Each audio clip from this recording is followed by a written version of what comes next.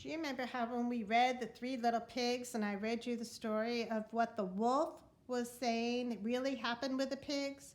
Well, this is similar in that this is a story not about what Jack is saying happened when he climbed up the beanstalk, but what the giant says happened when Jack climbed up the beanstalk. The title of this book is called Trust Me, Jack's Beanstalk Stinks. And the author of this book is Eric Braun. Let's listen to what the giant says happened with Jack. People think it's so easy being a giant. You get to act rotten and grumpy and mean and be loud. You're big and you're tough and you have lots and lots of treasure. And nobody ever would tell me what to do. They don't tell me how to behave. That's what it's like to be a giant. But it's also not so easy. It's hard to find shoes that fit. My knees hurt all the time because I weigh so much, and I'm always hungry, always. But the worst thing of all is humans. Human boys, human girls, human ladies, human men. They are part of my breakfast. I have to eat them in order to stay healthy. But when you're not eating them, they're a real pain.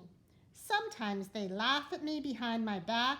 They call me stinky and fatso. They ring my doorbell and they run away. Ha ha ha, very funny they think, but I don't think it's so funny.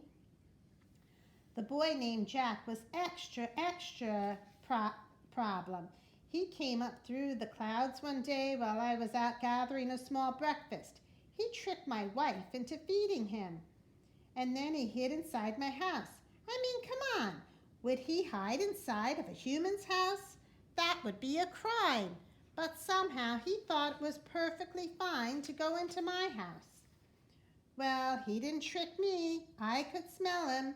He smelled delicious. My wife said, maybe you still smell the kitty casserole from the supper last night. But I knew what I was smelling. Fee, fi, fo, fum, I said. In giant, this means something like, go home now. I promise I won't eat you. Do you think fee, fi, fo, fum means go home? I promise I won't eat you? I don't know, but that's what the giant says he means. But Jack stayed in his hiding place. He was acting like a little rat. After breakfast, I took a nap, like I always do. Eating makes me tired. And when I did, Jack took a bag of gold. Humans are delicious, but they're very sneaky. Sometime later, Jack came back again, and again he tricked my wife into letting him inside. When I came home from picking up a light breakfast, I could smell him, and I knew who it was. But my wife said, maybe you still smell that little dude stew from supper last night. Fee, fi, fo, fum, I yelled. This can also mean, give me back my gold and we'll call it even. I definitely won't eat you. But he didn't come out of his hiding place. He stayed there. And now, there he is hiding up here.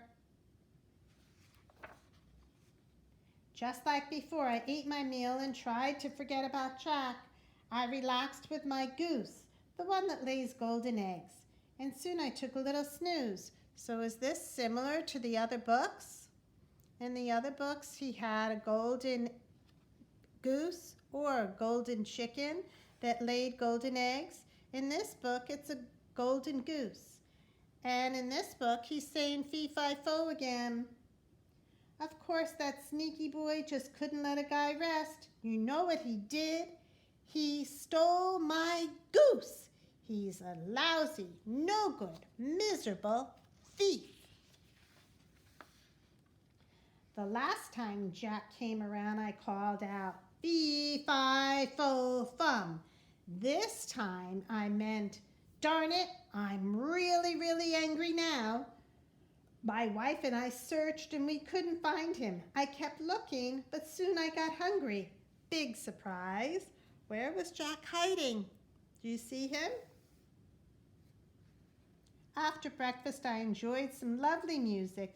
My golden harp sang to me, and the sound was even sweeter than the black boyberry pie. I rested my eyes a bit. I'd finally forgotten all about Jack.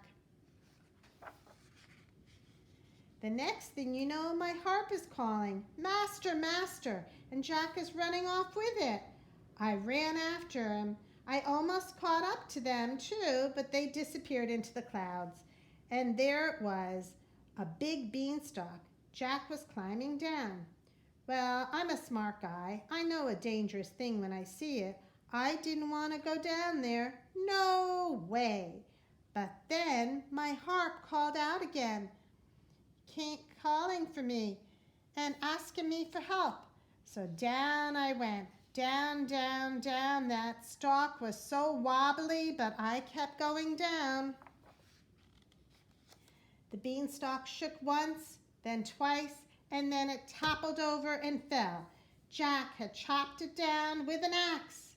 Is that the same as the other stories when Jack or Juanita or Kate or Paco's dad chops down the beanstalk?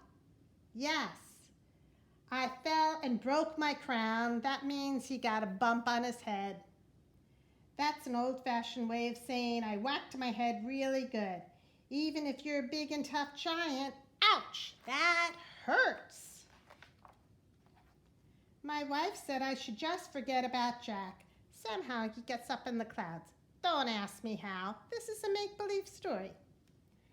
And sometimes I still look through the hole in the clouds and see Jack and his mother all down there, getting rich, selling my golden eggs. They fattened up nicely, and Jack got married, and my golden harp sang at the wedding. It was a lovely party. I'll tell you one thing.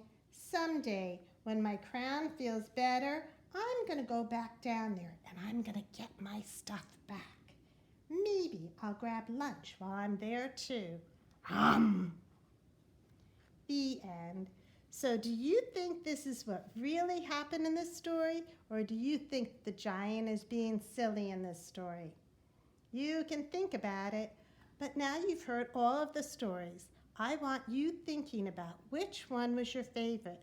I'm going to send you a picture of all of the books so that you can see them all together, and you think about which one was your favorite and draw a picture about it and tell me why.